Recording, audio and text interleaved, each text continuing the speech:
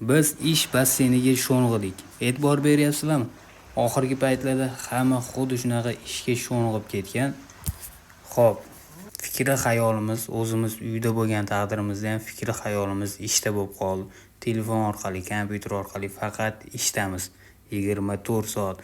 Bu basseyndan chiqqanimizdan keyin suvdan quruq chiqamizmi shunda?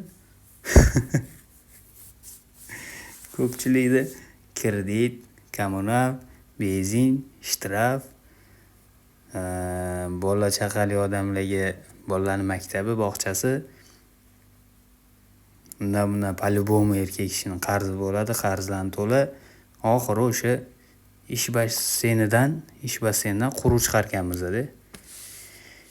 Xo'p, endi mavzuga qaytadigan bo'lsak, bizning ishimiz pachoq to'g'lash xizmati.